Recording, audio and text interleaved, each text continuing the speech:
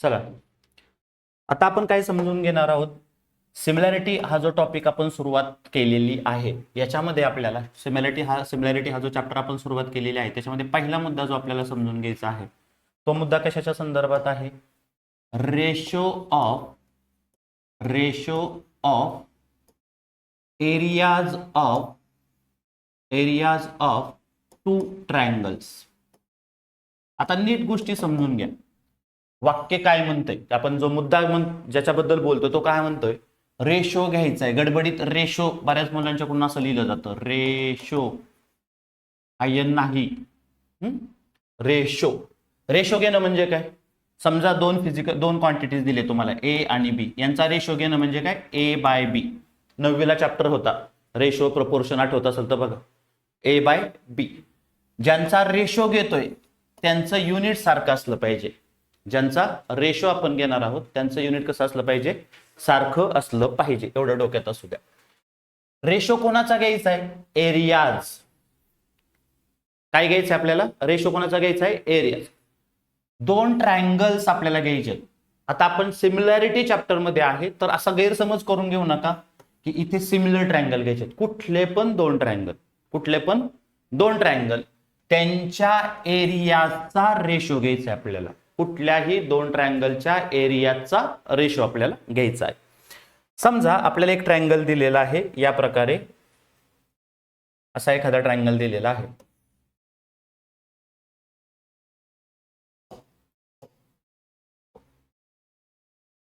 Area म्हणजे काय, हे त्याच्या आत जे असेल हा झाला याचा एरिया. रेड कलरने आपण जे दाखवलंय हा काय झाला त्याचा एरिया. समजा दुसरा एखादा ट्रायंगल घेऊ आपण.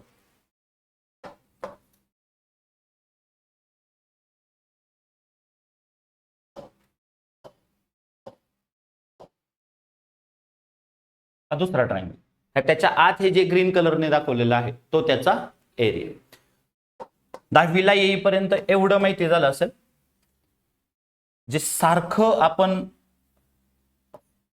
फॉर्म्युला वापरतो एरिया ऑफ ट्रायंगल साठी, सामान्यपणे जो फॉर्म्युला आपण वापरतो तो आहे 1/2 base into height. 1/2 base into height. अजून एक फॉर्म्युला आहे A is equal to square root of S into bracket S minus A S minus B S minus C.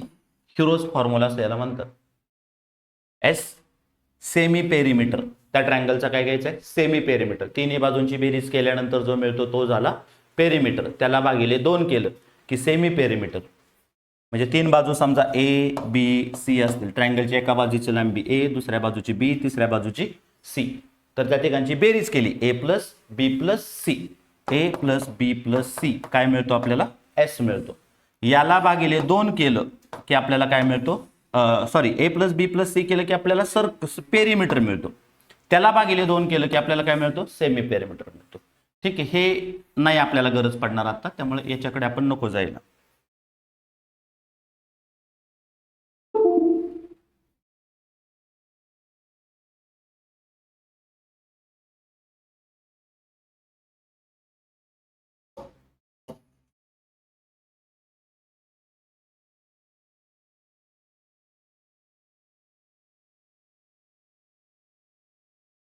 चला आता लक्ष द्या. समजा हा जो ट्रायंगल आहे याचा एरिया आपण A1 घेतला, याचा एरिया आपण काय घेतला, A2 घेतला. याचा एरिया A1, याचा एरिया A2. आता बेस आणि हाईट ही कॉन्सेप्ट तुम्हाला मी ऑलरेडी तुम्हाला झालेली असली पाहिजे. मला फक्त काय शिकवायचंय 10वीत आता, ratio of areas of two triangles. म्हणजे तुम्हाला हे माहिती आहे की 1/2 बेस इंटू हाईट फॉर्म्युला काय आहे, तो कसा वापरायचा. तरी पण मी थोडंसं काही गोष्टी सांगायचा प्रयत्न करतोय. आता या ट्रायंगलचं नाव मी घेतलं ए बी सी आणि या ट्रायंगलचं नाव घेतलं मी पी क्यू आर. मग मला सांगा या ट्रायंगल मध्ये बेस कुठला आणि हाईट कुठली. बीसी बेस या ट्रायंगल मध्ये, हाईट कोण, बरं ह्या ट्रायंगल मध्ये बेस कोण. ही सगळ्यात मोठी चूक आहे. खाली दिसलं की त्याला आपण बेस म्हणतो. आणि क्यू आर. म्हणजे याचा अर्थ बेस आणि हाईटची कॉन्सेप्ट तुमची क्लिअर नाही. बहुतांशी पोरांची नसतीच मुळी. बेस आणि हाईट ओळखण्यासाठी सगळ्यात पहिल्यांदा आपल्याला हे क्लिअर असलं पाहिजे परपेंडिक्युलर कुठल्या साईडवर दिलाय. आता तुम्ही सांगू शकता एडी परपेंडिक्युलर टू बीसी. या डायग्राम मध्ये तुम्हाला असं दिसतंय एडी परपेंडिक्युलर टू बीसी. मग तुम्ही आता असं म्हणू शकता एडी हाईट आणि बीसी बेस. जोपर्यंत आपल्याला हे क्लिअर होत नाही तोपर्यंत चित्र क्लिअर होत नाही. म्हणजे बेस आणि हाईट ठरवण्यासाठी इन्फॉर्मेशन रिक्वायर्ड काय आहे, कुठली बाजू कुठल्या बाजूला किंवा कुठला सेगमेंट कुठल्या बाजूला परपेंडिक्युलर आहे हे कळल्याशिवाय आपल्याला बेस आणि हाईट सांगता येत नाही. मग हे जर क्लिअर असेल तर कुठल्याही बाजूवर परपेंडिक्युलर असू शकतो. शिरोबिंदूतून काढलेला वर्टेक्स मधून काढलेला परपेंडिक्युलर पाहिजे, ज्याला मराठीमध्ये शिरोलंब असं म्हटलं जातं. असे किती काढू शकतो आपण? जर 3 वर्टेक्स आहेत तर 3 काढू शकतो. म्हणजे मी असं पण काढू शकतो ना, एवढं डिटेल कोण सांगेल असं वाटत नाही मला. इथून मी याच्यावरही परपेंडिक्युलर काढू शकतो, मी याच्यावरून इकडे पण परपेंडिक्युलर काढू शकतो. आता खरं तर ही डायग्राम थोडी चुकते, कारण हे तिघ पण काढले हे एकाच बिंदूतून गेले पाहिजे. तिघही हे जे मी अल्टिट्यूड्स काढतोय हे तिघ एकाच बिंदूतून गेले पाहिजेत. पॉइंट इज दॅट कुठल्याही ट्रायंगलला आपण 3 हाईट आणि 3 बेस काढू शकतो. असं ठरवायचं नाही आपल्याच मनाने हा बेस आहे, कळतंय का? सो कुठल्याही ट्रायंगल आपण किती बेसेस ठरवू शकतो? 3. आणि हाईट किती ठरवू शकतो? 3. सगळ्यात मोठी बाजू दिसली किंवा खालची दिसली की तो बेस असं म्हणायचं नाही. आता या ट्रायंगल मध्ये मी जर हा परपेंडिक्युलर काढतोय PS perpendicular to Q R, मग तुम्ही सांगू शकता पीएस हाईट आहे आणि क्यू आर काय आहे? बेस आहे. लक्षात येते? मी असंही काढू शकतो, इथून याच्यावर परपेंडिक्युलर काढला तर इथून मी इकडे जो परपेंडिक्युलर काढेल ती झाली हाईट आणि ज्या बाजूवर काढला तो काय झाला? बेस. समजतंय का? बरं, तुम्ही लास्ट इयरला जे काही शिकलाय त्याच्यामुळे तुम्हाला हे माहिती असेल एरिया लिहिण्याची पद्धत अशी असेल area of triangle ABC. Area of triangle ABC याचा एरिया लिहायचा तर मी काय लिहिणार? Area of triangle P Q R. काय लिहिणार आहे? Area of triangle P Q R. Area of triangle ABC काय होणार? 1/2 बेस इंटू हाईट. इकडे 1/2 बेस इंटू हाईट. आता 7वी 8वीत होता त्यावेळेस तो फॉर्म्युला लिहायचा आणि मग किमती टाकायच्या. ठीक आहे, आपण 10वीत आहोत, आपल्याला हा फॉर्म्युला वापरता येतो. उगाच इथून नाही सुरुवात करायची फॉर्म्युला काय आहे तो फॉर्म्युला प्रत्यक्ष वापरायचा. म्हणजे असं नाही लिहित बसायचं 1/2 बेस इंटू हाईट. कळतंय? तुम्ही तो फॉर्म्युला डायरेक्ट वापरा. तुम्हाला माहिती असलं पाहिजे त्यातला बेस कोण आहे याच्यातली हाईट कोणी, ती डायरेक्ट इथं वापरायची. म्हणजे 1/2 बेस इंटू हाईट हा फॉर्म्युला मनातली मनात तुमचा मेंदू तुम्हाला सांगेल की हा फॉर्म्युला वापरायचा, तुम्ही तो डायरेक्ट वापरायचा. लिहित नाही बसायचं 1/2 बेस इंटू हाईट. कळलं? मी इथं काय येणार? 1/2. मग याचा बेस कोण आहे? बीसी. याची हाईट कोण आहे? एडी. समजलं? So area of triangle ABC is equal to 1/2 BC into AD. याचं सांगा काय होणार? Area of triangle P Q R 1/2 base कोण याचा? क्यू आर आणि हाईट कोण आहे? पीएस. काय काय कळलं इथपर्यंत? म्हणजे ऑलरेडी तुम्हाला माहिती असलं पाहिजे, पण आता काही गोष्टी मी नव्याने माहिती करून दिल्या. कुठल्याही ट्रायंगलला आपण किती बेसेस आहेत असं म्हणू शकतो? 3. हाईट किती असू शकतात? 3. आपल्याला प्रश्नामध्ये काय दिलंय हे नीट वाचायचं. इथं एडी परपेंडिक्युलर टू बीसी दिलेला आहे, याचा अर्थ एडी या डायग्राम मध्ये कोण आहे? हाईट. आणि बीसी कोण आहे? बेस. सेम इथे काय दिलंय? PS perpendicular to Q R. तर पीएस कोण होणार आहे? हाईट. आणि क्यू आर कोण होणार आहे? बेस. समजलं? पण आपण शिकतोय काय? एरियाज ऑफ टू ट्रायंगलचे फॉर्म्युले झाले, आपल्याला त्यांचा काय हवा आहे? रेशो. काय हवाय आपल्याला? त्यांचा रेशो. मग मी आता त्यांचा रेशो घेतो. Area of triangle ABC divided by area of triangle दुसरा कोण आहे? P Q R. प्रश्न काय? रेशो कोणाचा? Of areas. मग एरियाज कोणाचे? Of two triangles. 2 ट्रायंगल. पहिला एबीसी त्याचा एरिया ऑफ ट्रायंगल एबीसी. दुसरा ट्रायंगल पी क्यू आर त्याचा area of triangle P Q R. काय मिळालंय आपल्याकडे? एरिया ऑफ ट्रायंगल एबीसी म्हणजे 1/2 BC इंटू AD. चला PQR च्या बाबतीत काय मिळालं आपल्याला? 1/2 QR into PS. QR into PS. समजतं इथपर्यंत? 1/2 काय होणार आहे? कॅन्सल होणार आहे. काय शिल्लक राहिलं? BC into AD divided by QR into PS. नीट लक्ष द्या. आता मी याला थोडंसं वेगळं करतो. मी असं लिहायचा प्रयत्न करतो, BC divided by QR into AD divided by PS. तो हा रेशो आहे BC टू QR. रेशो काय आहे? BC to QR. हा रेशो कुठला आहे? AD to PS. आता नीट निरीक्षण करा, कोणाचा रेशो काढतोय? एरियाचा. हा आपला पहिला ट्रायंगल, हा आपला दुसरा ट्रायंगल. मग जर आपण जनरलाइज करायचं झालं तर पहिल्या ट्रायंगलचा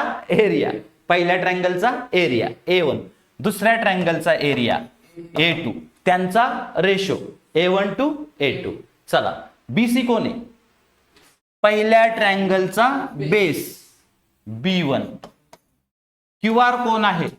दुसऱ्या ट्रायंगलचा base. So it is ratio of bases B1 to B2 into, चला AD कोण आहे? पहिल्या ट्रायंगलची height. So it will be H1. PS कोण आहे? दुसऱ्या ट्रायंगलची हाईट H2. सो हा कोणाचा रेशो आला?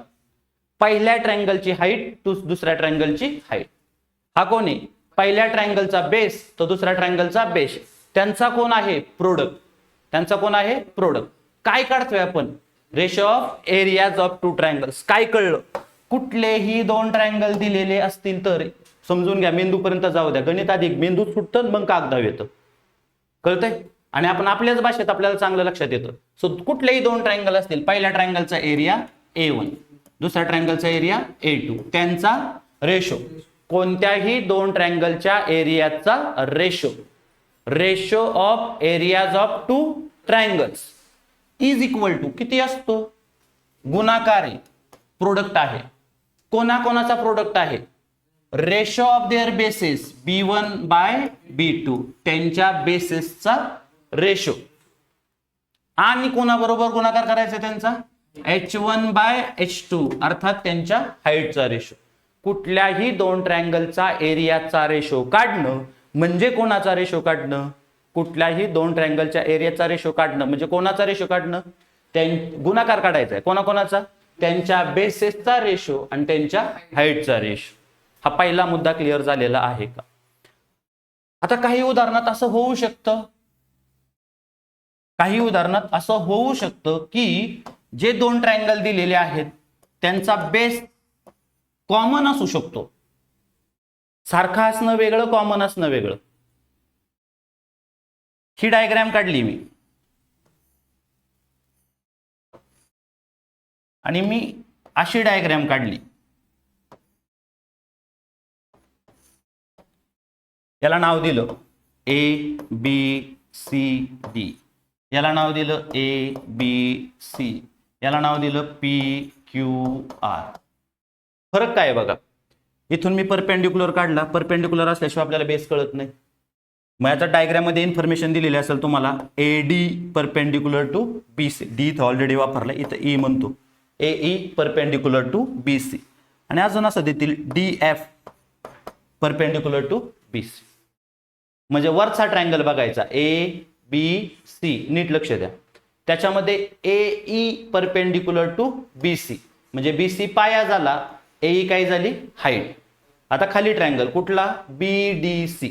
कुठला आहे ट्रायंगल? BDC. त्यात कोण परपेंडिक्युलर आहे? DF perpendicular to BC. DF काय झाली? हाईट. BC काय झाला? बेस. याला कॉमन बेस म्हणायचं. काय म्हणायचं? कॉमन. या पण त्रिकोणाचा आणि या पण त्रिकोणाचा बेस कसा आहे? कॉमन आहे. कॉमन बेस असेल तर सारखाच असणार, कारण तो एकच आहे ना. कॉमन प्लेअर इकडे पण खेळतो, इकडून पण खेळतो.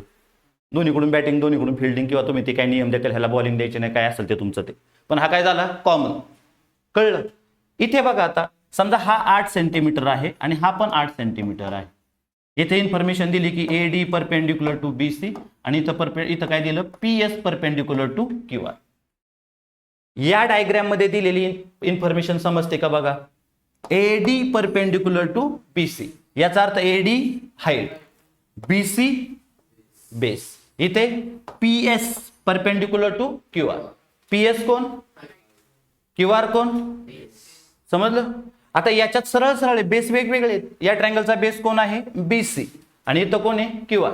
पण हे कसे आहेत इक्वल आहेत. 8 सेंटीमीटर 8 सेंटीमीटर. कॉमन आहेत का, कॉमन आहेत का नाही. फरक समजून घ्या. कॉमन असेल तर इक्वल असतीलच, इक्वल असतील तर कॉमन असतील असं काही नाही, वेगवेगळे पण असू शकतात. या दोन्ही प्रकारचे प्रश्न तुम्हाला तयार केले जातात. माझा सांगायचा मुद्दा काय आहे, कधी कधी असं होऊ शकतं मग B1 is equal to B2, B1 is equal to B2 म्हणजे या पद्धतीची तरी डायग्राम किंवा या पद्धतीच्या तरी डायग्राम, यांच्यामध्ये काय असेल B1 is equal to B2. मग जर B1 is equal to B2 झालं तर बाळांनो हे दोघं पण एकमेकांना कॅन्सल करणार का. हा किती आहे 8 सेंटीमीटर, हा पण किती आहे 8 सेंटीमीटर. याच्या जागा आपण किती टाकणार 8, इथं पण 8 8 8 कॅन्सल. आणि ही डायग्राम असेल तर जी काही व्हॅल्यू याची आहे तीच, या ट्रायंगलचा पण बेस तोच आहे, ह्या ट्रायंगलचा बेस पण तोच आहे. लक्षात येतंय का. त्यामुळे ह्याची व्हॅल्यू जर समजा 7 असेल तर या ट्रायंगलसाठी 7 आहे, तर ह्याच्यासाठी सुद्धा किती आहे 7. 7 डिवायडेड बाय 7 कॅन्सल होणार. So we have new case A1 by A2 is equal to H1 by H2. कधी if two triangles have equal bases और कॉमन बेस. मी शब्द पण असा वापरला कॉमन बेस. आता एवढं ग्रॅमॅटिकली कोण बघणार नाही. कॉमन बेस किंवा इक्वल बेसेस याच्यात पण बोलक आहे बघा. कॉमन बेस म्हणलं मी कारण तो कॉमन आहे तर एकच असणार आहे. इक्वल आहे त्यावेळेस आपल्याला दोन वेगवेगळे घ्यायचे. इकडचा ह्या ट्रायंगलचा वेगळा, ह्या ट्रायंगलचा वेगळा. समजतंय का. हे ह्याच्यातलं ग्रामर नका समजून घेऊ, ह्याच्यातली कॉन्सेप्ट समजून घ्या की आपल्याला हे सांगायचंय दोन ट्रायंगलचे बेसेस कॉन्ग्रंट असतील, त्यांची लांबी सारखी दिलेली असेल, ते कॉमन असतील तर दोन ट्रायंगलचा एरियाचा ratio of areas of two triangles having similar bases, common bases, equal bases is equal to काय असतो रेशो ऑफ देअर हाइट्स. समजतंय का. सो हा दुसरा पॉइंट आपल्या लक्षात आला. आता तिसरा, समजा ही पहिली डायग्राम दिली तुम्हाला, ही दुसरी डायग्राम दिली तुम्ही. हा आहे ABC, हा आहे PQR, हा परपेंडिक्युलर आहे PS, हा परपेंडिक्युलर आहे AD, हा आहे समजा 4 सेंटीमीटर, हा पण आहे 4 सेंटीमीटर, हे समजा आहे 8 सेंटीमीटर, हे समजा आहे 10 सेंटीमीटर. ठीक आहे. आता दुसरी डायग्राम बघा.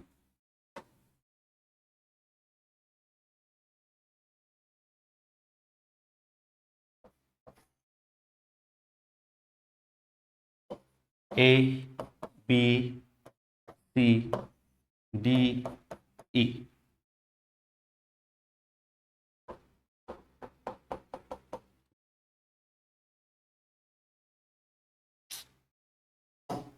चलो लक्ष द्या. आता पहिलं वरची डायग्राम नीट समजून घ्या. या ट्रायंगल मध्ये AD परपेंडिक्युलर टू BC दिलाय, या ट्रायंगल मध्ये PS परपेंडिक्युलर टू QR दिलाय. मग याच्यामध्ये AD हाईट आहे, याच्यामध्ये हाईट कोण आहे AD, याच्यामध्ये हाईट कोण आहे PS. क्लिअर आहे, क्लिअर आहे. याची हाईट किती दिली 4 सेंटीमीटर, याची हाईट किती दिली 4 सेंटीमीटर. मग आपण असं म्हणू शकतो ह्या दोन ट्रायंगलची हाईट सारखी आहे. किती आहे 4. किती आहे 4. आता या डायग्राम मध्ये आहे, याच्यात कशावर लक्ष द्यायचे तुम्हाला. हा एक ट्रायंगल आणि हा दुसरा ट्रायंगल, हे मी येलो कलरने दाखवलेले. पहिला ट्रायंगल ADE, दुसरा ट्रायंगल BDE. हे दोन ट्रायंगल. असं म्हणताल की B हाईट आहे, तर B हाईट नाही, हाईट परपेंडिक्युलर दिसली पाहिजे. हाईट काय दिसली पाहिजे? परपेंडिक्युलर. बऱ्याच वेळा मुलं काय म्हणतात, in triangle ADE, in triangle BDE, DE is the common height. No, DE is not height. DE height नाही. हाईट ही परपेंडिक्युलरच असली पाहिजे. हीच डायग्राम समजा मी अशी काढली, वेगळ्या पद्धतीने काढतो. हा तुमचा AB, हा बाहेरचा कॉमन पॉइंट A, हेच आहे ना? नाही, कॉमन पॉइंट E आहे. आणि मध्ये कोण आहे? याच्यात D आहे. ADB आणि ठीक आहे. चला आता ही डायग्राम बघा. याच्यामध्ये समजा पहिला ट्रायंगल तुमचा ADE आहे. कोण आहे? ADE. तर ADE ची हाईट कोण होणार? हा परपेंडिक्युलर काढला. Let us say EF. काय आहे? EF. तो EF perpendicular to AD. EF perpendicular to AD. बरोबर. म्हणजे EF हाईट झाली, AD काय झाला? बेस. कुठल्या ट्रायंगल बद्दल बोललो आपण? ADE. आता BDE, याला ऑब्ट्यूस अँगल म्हणतात बाळांनो. काय म्हणतात? ऑब्ट्यूस. तीन अँगलचे तीन प्रकार, ट्रायंगलचे तीन प्रकार. याच्यामध्ये एक असतं राईट अँगल. एक अँगल 90 डिग्री असलाच पाहिजे. ॲक्यूट अँगल, एक अँगल, सगळेच अँगल 90 पेक्षा लहान. ऑब्ट्यूस, एक अँगल 90 पेक्षा मोठं. हा तो प्रकार आहे. हा असाच येतो. याच्या बाबतीत त्याची हाईट ऍक्च्युली बाहेर येते. हे तुम्हाला 7वी 8वी झालेलं असलं पाहिजे. म्हणजे अशा पद्धतीचा अँगल येतो, कारण हा 90 पेक्षा मोठा आहे. बघा, हा इथे असा 90 झाला असता ना, 90 पेक्षा मोठा आहे. याची हाईट या इथून काढलेली अशीच येणार बाहेर. ट्रायंगलवर ट्रायंगलचा बेस असा पुढे वाढवावं लागणार. हे ऍडिशनल नॉलेज जे 6वी 7वीला ऍक्च्युली तुम्हाला माहिती असलं पाहिजे. मी आता सांगतोय. मग इथे परत एकदा तेच होणार आहे. EF perpendicular to DB produce. DB produce म्हणजे काय? DB पुढे वाढवलेला. DB पुढे वाढवलेला. खरं तर ऍक्च्युली मी असं म्हणायला पाहिजे BD प्रोड्यूस. आपण ह्या बाजूला वाढवत चाललोय ना, काय म्हणायचं असतं? BD produce. त्याच्यावर काढलेला हा परपेंडिक्युलर EF. आता मूळ मुद्दा काय आहे? या ट्रायंगलची हाईट पण तीच आणि या ट्रायंगलची हाईट पण तीच, म्हणजे कॉमन हाईट. काय झाली? Common height. मग अशा परिस्थितीमध्ये आपल्याकडे आता असं तयार होईल. आपण काय शिकलोय? A1 by A2 is equal to काय? B1 बाय B2 इंटू काय शिकलोय आपण? H1 by H2. बरोबर. आत्ता आपण जे केस समजून घेतोय त्या केसमध्ये H1 is equal to H2 आहे. H1 is equal to H2 आहे. म्हणजे हे दोघं एकमेकांना काय करणार आहेत? कॅन्सल करणार आहेत. आपल्याकडे काय होईल? A1 by A2 is equal to B1 by B2. म्हणजे जर दोन ट्रायंगलची हाईट सारखी असेल, जर दोन ट्रायंगलची हाईट सारखी असेल, तर त्यांच्या एरियाचा ratio is equal to ratio of bases. Ratio of bases. 3 अटी आतापर्यंत आपल्याकडे झाल्या. पहिली, कोणीच सारखं नसताना, म्हणजे बेस आणि हाईट दोघंही सारखे नसताना काय मिळालं आपल्याला? A1 by A2 is equal to B1 by B2 into H1 by H2. हे तुमच्या वहीमध्ये असलं पाहिजे. लेक्चर ज्या वेळेस अपलोड करेल त्यावेळेस नंतर लिहून घ्या. A1 by A2 is equal to B1 by B2 into H1 by H2. दुसरं, हे दोघं सारखे असतील तर, म्हणजे ही एक मेन केस झाली बरं का, ही मुख्य केस झाली आपली. याच्यात दोन ऑप्शन झाले. पहिला option, when B1 is equal to B2. B1 is equal to B2 म्हणजे बेसेस सारखे असतील किंवा कॉमन असतील. तर काय होईल पहा, A1 by A2 is equal to काय शिल्लक राहिलं? H1 by H2. H1 by H2. समजलं? दुसरं, जर H1 is equal to H2 असेल तर, H1 is equal to H2 असेल तर A1 by A2 is equal to काय होणार? B1 by B2. आता खूपच स्पेसिफिक केस बद्दल बोलू. समजा असं असेल तर B1 is equal to B2 and H1 is equal to H2. Base पण सारखे आहेत आणि हाईट पण सारखी. काय होईल सांगा बरं? A1 by A2 is equal to B1 by B2 cancel, कारण दोघं सारखेच. दोघांचा रेशो किती आला? 1, कारण दोघं पण सारखेच. म्हणजे हा जर 5 आहे तर हा पण 5. 5 भागिले 5 1. चला समजा हाईट पण सारखी आहे, 7 आणि 7 समजा, तर 7 आणि 7 कॅन्सल. किती आलं? 1. 1 गुणिले 1 एकच, 1 गुणिले 1 एकच. तिरकस गुणाकार म्हणजे इथं कोण आहे? 1. तिरकस गुणाकार केला, A1 is equal to A2. A1 is equal to A2. त्यांचा एरिया सुद्धा काय आहे? सारखा आहे. त्यावेळेस त्यांचा एरिया सुद्धा काय असतो? सारखा. समजलं का? सो हा पहिला मुद्दा. ज्यावेळेस बेसेस वेगवेगळे आहेत, हाईट वेगवेगळी आहे. A1 by A2 is equal to B1 by B2 into H1 by H2. Clear? जर बेसेस सारखे असतील तर A1 by A2 is equal to H1 by H2. तिसरं, त्यांची हाईट जर सारखी असेल तर A1 by A2 is equal to B1 by B2. काही शंका आहेत का?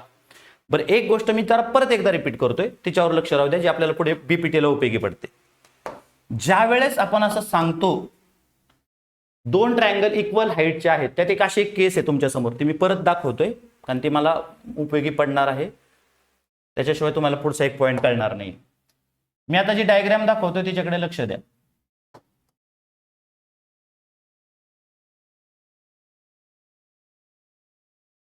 A B C D वास्तविक पाहता 3 ट्रायंगल आहे त्याच्यात.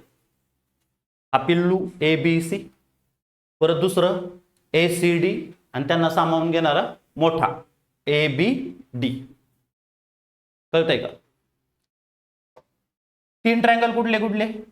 पहिला छोटा येलो कलरने दाखवतोय मी ABC.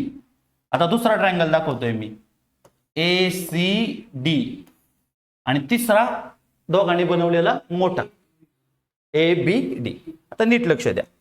समजा मी ABC बद्दल बोलतोय. कशाबद्दल बोलतोय? ABC. तर ही झाली त्याची हाईट. कोण? AD perpendicular to BC. AD perpendicular to BC. आता मी ACD बद्दल बोलतोय, त्याची हाईट अगेन अशीच येणार, AD perpendicular to DC produce. कळतंय का? काय झालं? पहिल्या ट्रायंगल साठी, ट्रायंगल ABC साठी काय म्हणणार तुम्ही? AD perpendicular to BC. म्हणजे AD हाईट झाली, BC त्या ट्रायंगलचा काय झाला? बेस झाला. कळतंय ना इथपर्यंत? चला पुढे. ACD बद्दल बोला. एरिया नाही, ट्रायंगल ACD. ट्रायंगल ACD काय दिसलं? AD perpendicular to DC produce. AD perpendicular to DC. लिहिताना मी काय लिहितो इथं? CDच लिहितो. समजलं? काय कन्क्लुजन झालं तुमचं? ट्रायंगल ACD मध्ये AD कोण आहे? हाईट. CD कोण झाला? बेस. जर मला ह्या 2 ट्रायंगलचा एरियाचा रेशो विचारला तर त्यांची हाईट कशी आहे? सारखी. मग हाईट जर सारखी असेल तर एरियाचा रेशो हा काय असणार आहे? बेसचा रेशो. याचा बेस काय आहे? BC.